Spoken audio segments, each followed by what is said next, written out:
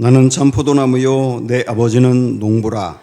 무릇 내게 붙어 있어 열매를 맺지 않으려는 가지는 아버지께서 그것을 제거해 버리시고, 무릇 열매를 맺는 가지는 더 열매를 맺게 하려 하여 그것을 깨끗하게 하시느니라. 너희는 내가 일러준 말로 이미 깨끗하여졌으니 내 안에 거하라. 나도 너희 안에 거하리라.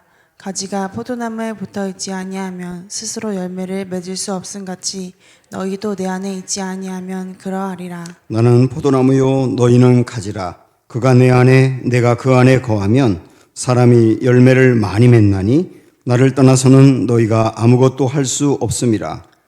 사람이 내 안에 거하지 아니하면 가지처럼 밖에 버려져 마르나니 사람들이 그것을 모아다가 불에 던져 사르느니라. 너희가 내 안에 거하고 내 말이 너희 안에 거하면 무엇이든지 원하는 대로 구하라. 그리하면 이루리라. 너희가 열매를 많이 맺으면 내 아버지께서 영광을 받으실 것이요 너희는 내 제자가 되리라. 아멘. 저희 아버지는 농부셨습니다. 제가 농부의 아들인데, 저는 어릴 적부터 아버지가 농사를 짓다 보니까 학교 끝나고 집에 오면 농사하는 일을 도와드려야 됐어요. 그 일이 싫었습니다. 특별히 싫었던 게 뭐냐면 농약을 주는 거거든요. 논이나 밭에 가가지고 농약 주는 게 그렇게 싫더라고요. 그런데도 아버지는 한 번도 거르지 않고 꾸준히 계속 농약을 주셨어요. 왜냐하면 그래야 수확을 풍성하게 할 수 있기 때문입니다. 농부는 충분한 풍성한 수확을 거두는 게 아주 중요한 소망이거든요. 예수님이 제자들을 떠나신다 이런 말씀을 하자 제자들이 근심했지 않습니까? 근심하는 제자들에게 우리 주님은 평안할 수 있는 길을 몇 가지 말씀하셨어요. 그동안에 우리가 14장에서 그 말씀들을 쭉 배웠습니다. 그 말씀들을 다 하시고 난 다음에 14장 마지막 31절에 보면 주님이 제자들에게 여기를 떠나자 이렇게 말씀하십니다. 지금까지 있었던 곳은 다락방이었거든요. 다락방에서 이 말씀을 14장의 말씀까지 하신 겁니다. 이것을 다락방 강론이라고 하는데요. 이제 거기를 떠나서 감람산으로 가셔야 되거든요. 근데 감람산으로 가는 과정에 아마도 포도원이 있었던 것으로 보여요. 그러니까 포도원이 보이니까 예수님이 제자들과 함께 거기 머물러 서가지고 포도원과 포도나무를 보면서 이어서 쭉 말씀하신 게 15장, 16장이거든요. 그래서 15장, 16장을 포도나무 강론이라고 말할 수 있는 겁니다. 그 중에 오늘 우리는 첫 번째 대목을 보게 됩니다. 우리 1절, 2절을 한번 볼까요? 나는 포도나무요, 참 포도나무요, 내 아버지는 농부라. 물은 내게 붙어 있어 열매를 맺지 아니하는 가지는 이렇게 나와 있는데, 여기 보면 세 개가 나와 있어요. 농부, 그리고 포도나무, 가지 이렇게 돼 있는데, 이걸 주님이 이제 해석을 해주셨죠. 예수님은 포도나무라 그랬고, 아버지 하나님은 농부라 그랬고, 그 다음에 그 나무에 붙어 있는 가지는 제자들이라고 한 거예요. 그러니까 우리도 그 가지라고 할 수가 있는 겁니다. 이런 개념을 한번 정리를 해둬 보십시오. 여기에 우리 하나님 아버지가 농부라고 했거든요. 포도원을 가꾸는 농부. 그러면 우리 농부의 소망은 뭐겠습니까? 많은 수확을 거두는 거죠.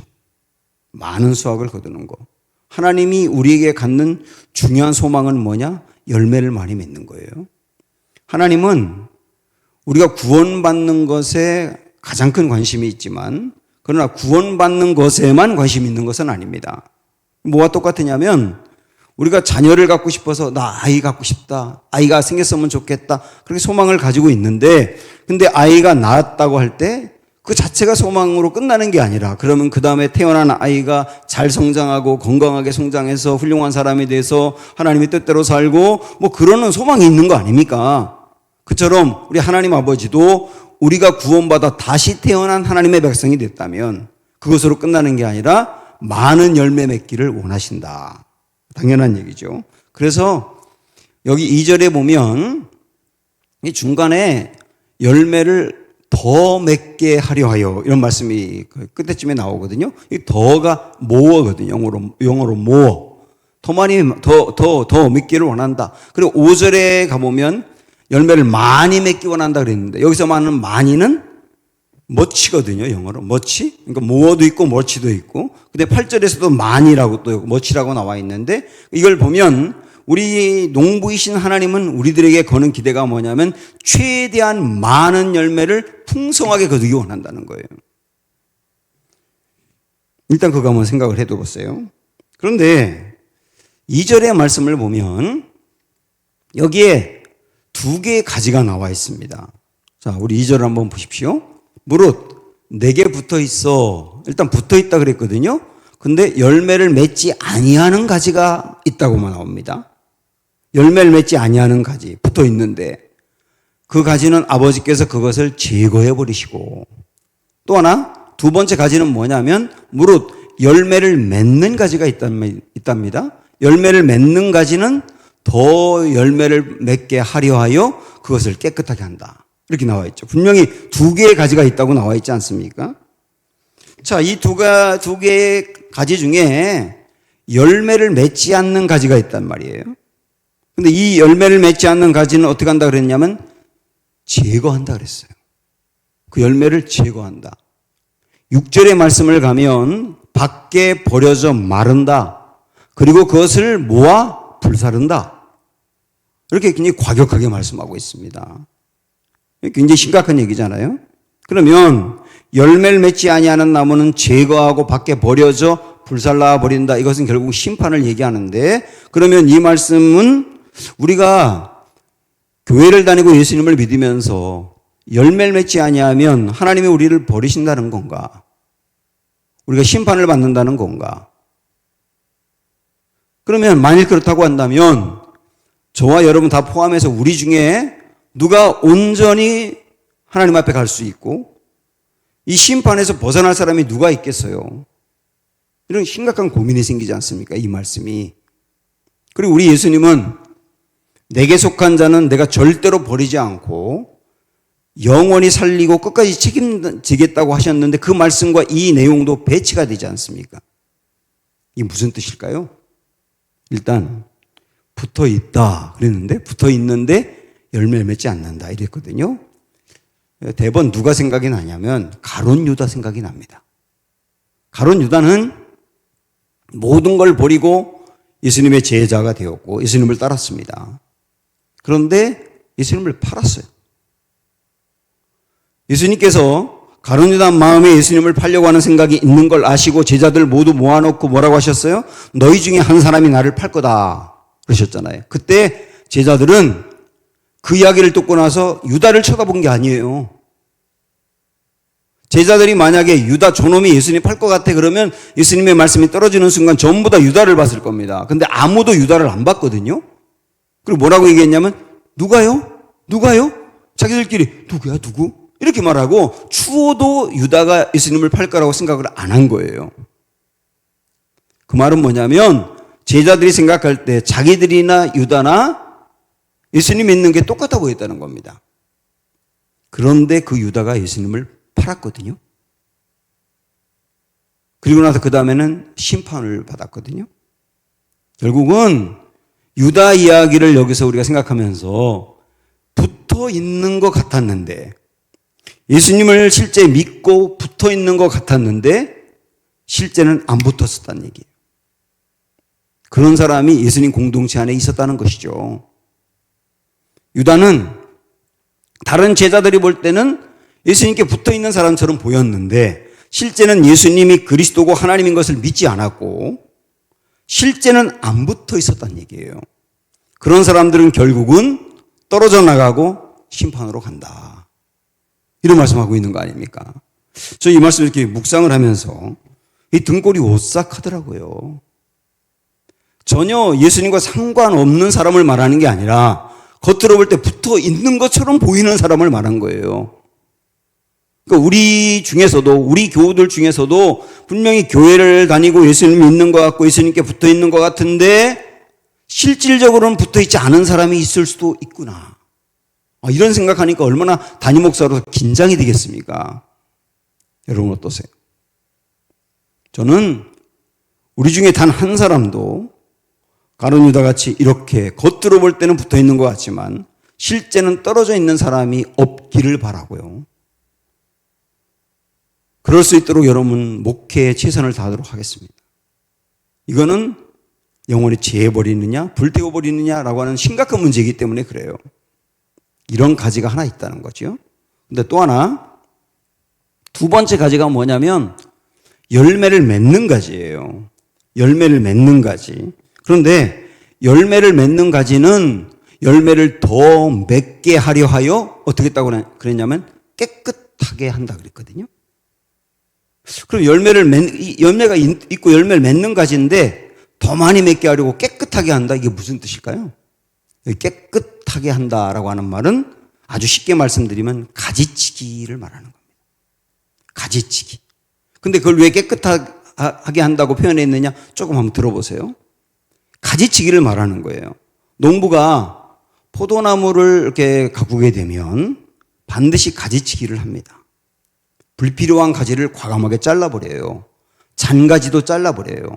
어떤 때는 열매로 이렇게 난 것도 솎아버립니다. 그거를 이렇게 이 두 손가락으로 이렇게 눌러가지고 죽여버리거든요. 그거 모든 과정들을 다 가지치기 한다고 보는데, 왜냐하면 그 쓸데없는 가지와 잔가지와 그런 것까지 다 있으면 이 나무 안에 있는 영양분이 분산이 되지 않습니까? 이렇게 분산이 되다 보면 정작 열매를 맺어야 될 가지에 영양분이 적게 공급되어서 열매가 튼실하지 않거든요. 그래서 가지치기를 해야 튼실한 열매를 맺을 수 있는 겁니다. 우리 하나님은 농부시라 그랬거든요. 그래서 우리가 풍성한 열매를 더 많이 맺게 하려고 어떻게 하시느냐? 가지치기 하신다는 거예요. 우리 인생에 불필요한 가지, 내게 붙어 있는 게 있거든요. 그게 나의 어떤 삶과 관심과 습관 이런 것일 수 있는데 그런 것들을 우리 주님이 제거해 버린다. 내 인생에 필요가 없는 잔가지들이 있습니다. 얼마나 관심이 많은지 여러 군데. 그런 것들이 내 열매를 방해하는 거거든요. 그런 것들을 잘라버리신다. 이게 가지치기 하신단 말이에요. 가지치기 할 때 우리는 아파요. 왜냐하면 잘려나가니까 아파요. 고난을 당해요. 어떤 때는 직장에 어려움이 생깁니다. 친구를 잃어버리기도 합니다. 물질에 어려움이 생기기도 합니다. 몸에 이상 증세가 생깁니다. 어떤 때는 중상모략을 받아가지고 너무 억울한 일을 당할 때도 있어요. 감정적으로 상하기도 합니다. 육체가 상하기도 합니다. 내 안에 어떤 잘못된 습관이나 죄악들이 있을 때 하나님 그것을 제거해버리는 게 징계거든요. 징계를 당합니다.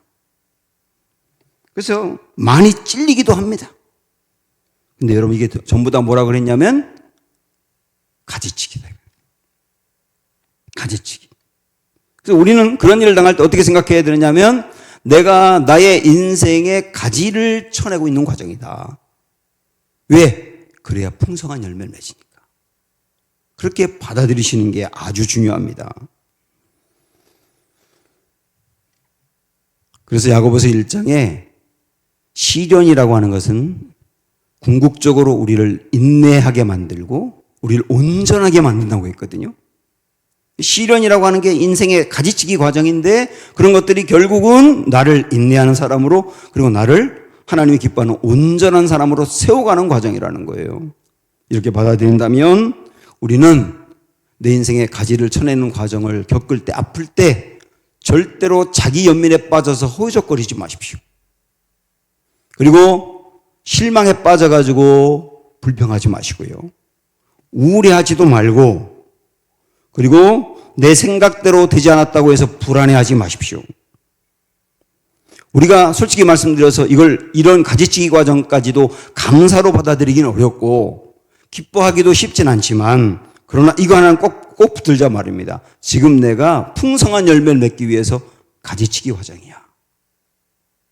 농부는 그렇게 하신다는 거예요. 그러면 농부이신 하나님이 우리가 풍성한 열매 맺기를 원하신다 그랬고 그걸 더 많이 맺도록 때로는 가지치기 하신다 그랬는데 그러면 우리가 맺어야 될 열매가 뭘까요? 하나님 우리에게 거는 열매라고 하는 게 뭘까요? 당장 우리 열매 그러면 전도를 한다든지 아니면 직장에서 좋은 성과를 거둔다든지 사역자들이 교회에서 맡겨진 일이나 이런 일들을 잘 감당하고 능력 있게 감당한다든지 그러면 열매라고 할 수 있고, 누군가를 위해서 기도하는데 기도 응답이 되어서 잘 일이 풀린다든지 그러면 전부 다 열매라고 생각할 수 있는데, 맞아요. 이것도 다 열매입니다. 그런데 여기서 말하는 열매는 그런 게 아니에요. 자, 여기서 말하는 열매가 뭘까? 주님이 원하는 열매가 뭘까? 자, 아주 간단하게 우리가 너무나 잘 알고 있는 이야기로 한번 해볼까요? 사과나무에서 맺는 열매는 사과예요. 배나무에서 맺는 열매는 배고요. 포도나무에서 맺는 열매는 포도입니다. 당연하죠? 그러면 우리 예수님이 포도나무라고 그랬고 우리가 가지라 그랬잖아요. 가진 우리에게서 열매가 맺히는 건데, 그럼 우리가 맺히는 열매는 어떤 열매입니까? 포도나무가 예수님이라고 한다면 우리가 맺는 열매는 예수 열매가 되는 거죠. 그렇지 않습니까? 예수라고 하는 나무에 붙어 있는 가지에서 맺는 열매니까 우리가 맺는 열매는 예수 열매가 되는 거예요. 우리가 몇 가지 좋은 성품을 갖는 거, 몇 가지 좋은 일을 하는 것을 말하는 게 아니라 우리 인생이 예수 열매를 맺는 거, 다르게 말한다면 예수님을 닮아가는 것을 말하는 것이죠. 예수님을 닮아가는 거. 가장 중요한 게 성품이에요. 성품이 예수님을 닮아가는 거예요. 성품이 예수님을 닮아가면 어떻게 될까요? 우리가 지금 겪고 있는 근심과 불안과 스트레스 상당히 많이 해결될 거요. 그 다음에 내 안에 예수님의 평강이 내 평강이 되고 예수님의 자유함이 내 자유함이 될 거요. 이게 예수 열매 맺는 거죠. 그리고 예수님 열매라고 하는 것의 핵심은 성령의 9가지 열매죠. 성령이 우리에게 맺게 하는 9가지 열매. 해볼까요? 사랑, 희락, 화평, 오래 참음, 자비, 충성, 온유, 양선, 절제. 이게 9가지 열매인데 이 9가지 열매가 우리 안에 나타나는 거죠. 예수님의 열매란 말입니다. 핵심은 성품이라고요. 성품이 내 안에서 그렇게 나타나는 겁니다. 내가 자주 너무 빨리 분노하고 그 다음에 교만하고 자기를 자꾸 드러내는 사람들은 예수 열매를 구하셔야 됩니다. 이 예수 열매가 약한 거거든요. 제가 자주 말씀드리지만 우리가 화를 내는 것은 그 사람이 다른 사람보다 특별하게 의로워서가 아니라 다른 사람의 허물을 받아들일 마음의 여백이 없기 때문이에요. 마음의 여백이 있으면 받아들이고 화가 안 난단 말이죠. 이 마음의 여백이 예수 열매로 채워가면 생기는 거거든요. 이런 열매가 우리에게 필요하단 말입니다. 그러나 열매라고 하는 것은 포도도 마찬가지 아닙니까? 꽃을 피우고 난 다음에 곧바로 따먹을 수 있는 포도가 이렇게 맺는 게 아니잖아요. 처음에는 조그만 알갱이가 생기더니 점점 커가다가 나중에 색깔도 변하고 나중에는 굉장히 아주 달콤한 그런 열매를 맺는 것처럼 우리가 예수 열매를 맺는다고 하는 것도 금방 되는 것이 아니고 처음에는 아주 부족해요. 내게 맺는 열매, 예수 열매라고 하는 게 이게 아주 부족해요. 포도 열매 작은 걸 먹을 수가 없는 것처럼 맛이 없는 거예요. 그 인생도. 그러나 계속 예수 열매를 맺어가다 보면 어느 순간에 내게서 예수님의 그 성품이 나오는 거다. 시간이 걸린단 말입니다. 그래서 우리는 계속 가야 되는 거예요. 계속 가야 되는 거예요. 아시겠죠? 우리가 맺어야 될 열매는 예수 열매다. 그러면 이 예수 열매를 우리가 충만하고 풍성하게 맺는 비결이 뭘까요? 아까도 주님이 우리를 이렇게 깨끗하게 한다, 가지치게 한다, 그런 것도 있었는데 그것도 하나의 방법이지만 오늘 말씀에서 집중적으로 얘기하는 비결이 뭘까요? 우선 이거 생각을 해보십시오. 우리 주님은 열매를 맺는 것을 15장에서 이야기하는데 15장 1절부터 끝절까지 다 읽어보면 단 한 번도 열매를 맺으라고 명령한 적이 없습니다. 읽어보세요. 한번 있는가? 한 번도 없어요. 열매를 맺으라 이렇게 명령 안 했다니까요.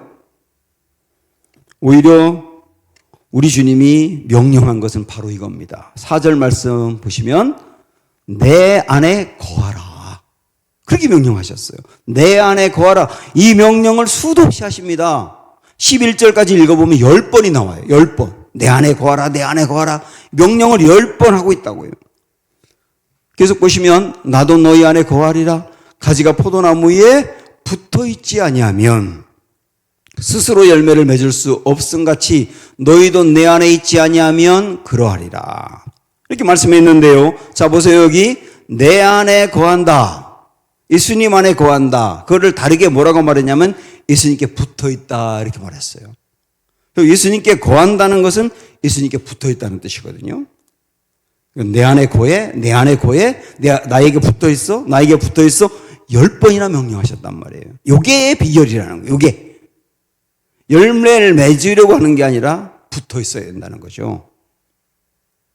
우리는 스스로 열매를 맺을 수 없습니다. 자, 보세요. 이게 포도나무예요. 이게 가지예요. 가지에서 열매를 맺게 되는데 가지 스스로 열매를 맺는 게 아닙니다. 가지는 붙어 있으면 되는 거예요. 그러면 이 나무 안에 있는 열매를 맺을 수 있는 영양분과 힘과 능력이 가지에게로 흘러오는 거거든요. 붙어 있으면. 그래서 이 열매를 맺을 수 있는 이 근원인 나무 안에 있는 것이 가지에게 흘러와서 열매를 맺는 거예요. 가지가 스스로 열매 맺는 게 절대 아니란 말입니다. 그래서 5절 보면 주님이 이렇게 말씀하셨죠.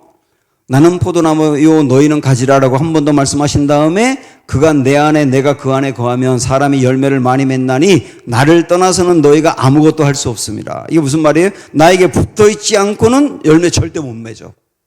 그런 말씀이에요. 붙어있지 않고는 열매 절대 못 맺어. 너희의 개인적인 노력, 탁월한 어떤 성품 그런 것으로 열매, 예수 열매 턱도 없다는 거예요. 절대 맺지 못해. 붙어 있어야 맺을 수 있어. 이렇게 말씀하신 거예요. 그래서 우리가 이 말씀을 이렇게 보면 아, 맞아. 내가 이제부터는 사랑하며 살아야지.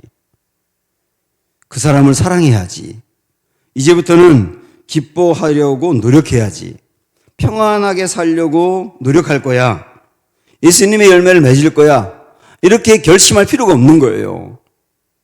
이 결심은 부질없는 노력인 거예요. 부질없는 노력. 이렇게 여러분 결심하고 해보십시오. 나의 힘으로 그렇게 해보려고 하다가 우리는 넘어지고 또 넘어지고 아무리 애쓰는데도 안 되기 때문에 좌절하고 좌절해서 나중엔 영혼까지 메말라 버릴 거요. 내가 이렇게 애쓰는데도 안 되는 거 보면 나는 안 되는 사람인가 봐. 그렇게 돼버리거든요. 붙어 있지 않으면 안 된다. 붙어 있기만 하면 된다예요. 저 이전에도 러시아 선교 갔었을 때 이야기를 드렸던 거 기억나는데 한 번 더 말씀드릴게요. 제가 청년들 목회할 때 청년들하고 어른들 몇 분하고 러시아 우스리스크라고 있습니다. 블라디보스톡 옆에 거기에 선교를 갔어요. 그런데 한번 어떤 권사님이 함께 갔던 권사님이 저를 막 불러요. 목사님 이리 와보세요. 이리 와보세요. 신기한 일이 있어요. 그래서 제가 갔거든요. 보니까 포도나무가 있더라고요. 그 포도나무가 있어요. 이걸 유심히 보라는 거예요. 그 권사님이. 유심히 봤더니 포도나무가 이렇게 있고 가지가 이렇게 있는데 이 가지가 붙어있긴 붙어있는데 위태로워요. 위태로워. 왜냐하면 딱 붙어있는 게 아니라 살짝 붙어있어 반 정도는 떨어졌고 반만 붙어있는 거예요. 그래서 그 누가 살짝만 건드리면 떨어질 것 같아요. 위태로워. 근데 놀라운 게 뭔지 아십니까? 열매를 맺었더라고요. 몇 송이의 포도 열매가 그 가지에 있는 겁니다. 그걸 제가 보면서 와, 살짝 붙어 있는데도 열매 맺고 있네. 그러니까 그 권사님이 목사님 요한복음 15장에 예수님께 붙어 있기만 하면 열매 맺는다는 게 딱 맞지요? 그러더라고요. 때로는 우리가 예수님께 완전히 쫙 붙어 있지 않고 흔들릴 때가 있잖아요. 유혹을 받기도 하고 고난을 당하기도 하고 나 인생에 여러 가지 일들이 있다 보니 흔들릴 때가 있잖아요. 온전히 붙어 있지 못할 때가 있잖아요. 그런데도 중요한 건 뭐냐면 그래도 붙어는 있어라. 붙어는 있어라. 그러면 붙어 있으면 아슬아슬해도 위태로워 보여도 온전하지 못해 보여도 이 안에 있는 예수님 안에 있는 열매를 맺게 하는 생명이 가지로 흘러와서 열매를 맺는다. 절대로 떨어지지 말아라 그 얘기죠. 제가 요한복음을 시리즈로 설교하면서 지금 참고하는 자료가 몇 개가 있는데 그 중에 하나가 미국의 존 메가더라고 하는 목사님의 설교거든요. 강해거든요. 그걸 꼭 제가 함께 본문마다 읽어봅니다. 거기 봤더니 메가더 목사님은 나의 안에 거하라 내게 붙어있으라 이거를 뭐라고 해석을 하냐면 주님이 그 10번이나 말씀하셨다 그랬잖아요. 이런 개념으로 표현하더라고요. 나 떠나지 마. 나 떠나지 마. 내게 머물러 있어. 이게 나의 안에 거하라. 주님이 10번이나 말하고 있다는 거예요. 나 떠나면 안 돼. 나 떠나면 안 돼. 무슨 일이 있어도 떠나지 마. 절대로 나 버리면 안 돼. 나에게서 떨어지면 안 돼. 10번이나 주님이 간절히 말씀하시는 그 소리가 우리에게 들려야 된다. 아시겠어요, 여러분? 우리 만나는 일은, 우리가 경험하는 일은 수도 없이 많이 있는데 꼭 기억하세요. 떨어지지 마. 주님에게 떨어지지 마. 이게 열매 맺는 비결이라니까요. 자, 그러면 어떻게 하는 게 그러면 예수님께 붙어 있는 걸까? 그것까지 봐야 되잖아요. 우리 주님이 내가 너희 안에 거하고 너희가 내 안에 거하며 이런 말씀하셨거든요. 여러 번 내가 너희 안에 거하고 너희가 내 안에 거하면 이거를 우리가 나누어 보면 예수님이 내 안에 거하는 것은 은총입니다. 그렇죠? 내가 할 일이 아니잖아요. 그거는 은총이에요. 예수님이 내 안에 거하는 거, 나를 사랑해서 내게 오시고 예수님이 가신 다음에 성령을 보내주셔서 성령이 내 안에 오셔서 영원히 나와 함께하며 내 속에 계시는 거는 내가 할 수 있는 일이 아무것도 없어요. 그거는 주님의 그냥 은혜예요. 은혜. 그러나 주님이 내 안에 거하는 건 은혜지만 내가 주님 안에 거하는 건 노력이 필요한 거예요. 그러니까 주님이 내 안에 거하라고 명령하지 않습니까? 계속 명령하지 않습니까? 이게 우리의 노력이 필요하다는 개념이죠. 그래서 우리는 몸부림치면서 치열하게 붙어 있어야 되는 거예요. 구체적으로 어떻게 하면 좋을까요? 7절에 있는 말씀을 한번 보실까요? 자, 같이 읽습니다. 시작. 너희가 내 안에 거하고 내 말이 너희 안에 거하면 무엇이든지 원하는 대로 구하라. 그리하면 이루리라. 이 말씀이 7절에 있는데 여기 두 개가 있어요. 내 말이라는 말이 하나 있고 구하라가 있습니다. 이게 우리가 주님께 붙어있는 구체적인 방법을 말씀하고 있는 겁니다. 먼저 뭐라고 말했냐면 내 말이라고 하셨어요. 주님의 말씀이라는 거죠.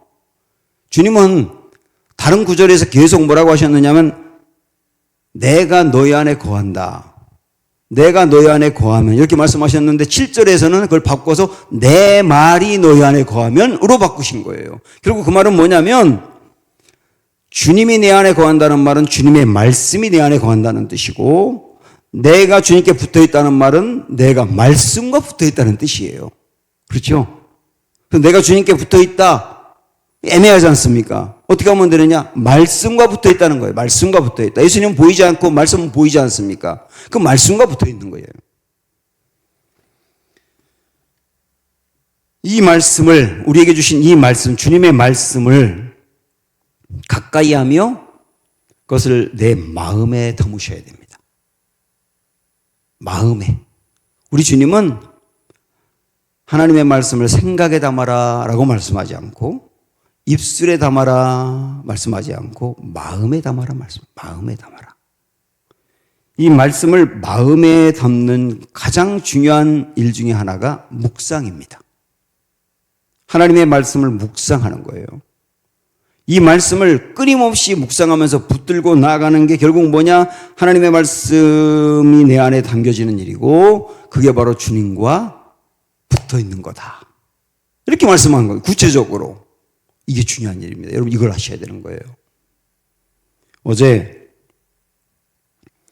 우리 1년 동안 다음 세대 목자훈련학교 수고한 교사들, 사역자들과 함께 이제 식사도 하고 평가회도 했는데 돌아가면서 목자훈련학교 한 소감을 쭉 나누는 중에 청소년부의 우리 부장 선생님이 이런 말씀하세요. 이번에 고3 아이가 훈련을 받았다는 겁니다. 고3인데. 근데 이 친구는 저도 알아요. 이 친구는 초등학교 때 친구 따라서 교회를 왔어요. 부모님이 교회를 안 다니는데 이 친구 혼자 고3까지 계속 잘 다녔거든요. 근데 그 친구에게 이제 훈련을 시키면서 예수님에 대해서 가르치면서 너희 예수님 믿어? 이렇게 물어봤더니 그 친구는 안 믿는다 그랬다는 거예요. 안 믿어. 보통은 어른들은 안 믿어도 예 믿어요 그러는데 애들은 솔직하거든요. 안 믿으면 안 믿는다고 하거든요. 그러니까 안 믿는다고 했다는 거예요. 근데 그 이후 몇 달이 지났는데 그 친구가 갑자기 가끔 금요기도 예배도 나오고 예배 열심인 거예요. 아직은 예수님을 믿는 게 아니지만 아직은 예수님께 완전히 붙어 있는 게 아니지만 그러나 예수님에 대한 관심이 생겼고 말씀에 대한 관심이 생긴 거잖아요. 저는 확신합니다. 그렇게 나가다 보면 예수님께 딱 붙는 날이 오게 될 거예요. 말씀과 가까이 하는 게 주님과 함께 하는가. 주님께 붙어 있는 거다. 여러분 얼마나 귀한 얘기입니까? 또 하나. 자, 이 두 번째 여기 보면 구하라 그랬습니다. 구하라, 기도하라는 거죠. 기도가 또 예수님께 붙어 있는 것입니다. 기도가. 예수님께서 내 안에 거하라.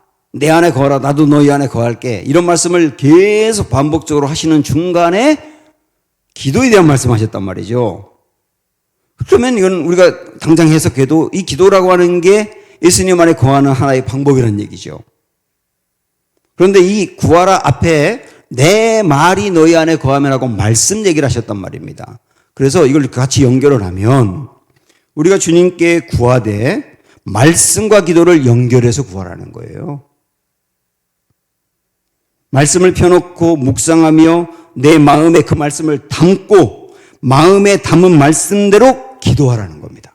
다시 한번요. 말씀을 펴놓고 묵상하며 그 말씀을 내 마음에 담고 내 마음에 담겨진 말씀대로 기도하라는 겁니다. 이렇게 기도해 보셨어요? 이렇게 기도하면 기도가 터져 나옵니다. 그리고 그렇게 내 마음에 담긴 말씀대로 기도할 때 주님 뭐라고 말씀하셨냐면 무엇이든지 구하라는 거예요. 내 안에 있는 말씀대로 기도 옮길 때 무엇이든지 구하라. 그럼 주님이 다 이루신다 그랬거든요. 반드시 이루어진다는 겁니다. 그 말씀. 그 말씀의 기도 내용이. 이 중요한 겁니다. 이게 주님과 붙어 있는 거다. 그런 말씀을 해 주셨거든요. 그래서 우리 안에 이 기도가 말씀과 연결돼서 하나님께 붙어 있어야 된다. 이런 걸 생각하면서 조금 더 부연해 말씀드리면 어떤 말씀뿐만 아니라 내 안에 드는 생각을, 이거 여러분이 꼭 중요한 팁으로 드리는데 내 안에 드는 생각을 기도로 옮기세요. 내가 누굴 만나거나 누구에게 무슨 말을 듣거나 내가 어떤 일을 경험했을 때 속상하잖아요. 그 속상할 때 드는 생각이 엄청 많지 않습니까? 그때 그 생각을 기도로 옮겨보세요. 내가 굉장히 낙심에 빠질 때가 있어요. 낙심에 빠지고 자신감을 완전히 잃어버리고 그럴 때 그 생각에 그냥 매몰돼 있지 말고 그때 그 생각을 기도로 바꿔보세요. 분노가 일어났을 때도 그 생각을 기도로 바꿔보세요. 저 사람 하나님 정말 어떻게 하면 좋을까요? 나에게 이렇게 힘들게 말하는데 어떻게 하면 좋아요? 기도로 바꿔보세요. 부정적인 생각이 들 때도 기도로 바꿔보세요. 그러면 내 생각을 기도로 바꿀 때 이 기도하면서 내 생각이 상당히 정리가 됩니다. 그리고 긍정적인 생각으로 바뀔 가능성이 대단히 높아요. 또한 죄의 유혹을 받거나 심지어는 내가 죄에 짓고 있는 상황에 있어도 기도해 보세요. 해보셨어요? 죄 짓고 있을 때 기도해 보셨어요? 그때도 기도하셔야 되는 겁니다. 이겨냈어야 되는데 이겨내지 못했어요. 그래서 그냥 죄에 넘어졌어요. 지금 죄를 짓고 있어요. 그냥 무방비 상태로 죄를 계속 짓는 게 아니라 죄를 짓고 있는 중에도 기도하시란 말이에요. 우리 시편 66편에 있는 말씀을 세 번역으로 제가 옮겨왔는데 한번 보실까요? 좀 깁니다마는 내가 마음속으로 악한 생각을 품었더라면 주님께서 나에게 응답하지 않으셨을 것이다. 일단은 내가 악한 생각을 품고 있으면서 기도하는 거 응답 안 될 거야. 더 다르게 말한다면 죄를 지으면서 기도하는 거 응답 안 될 거야. 당연히 그렇게 생각할 수 있죠. 그런데 그 다음 보세요. 그러나 하나님은 나에게 응답하여 주시고 나의 기도 소리에 귀를 기울여 주셨다.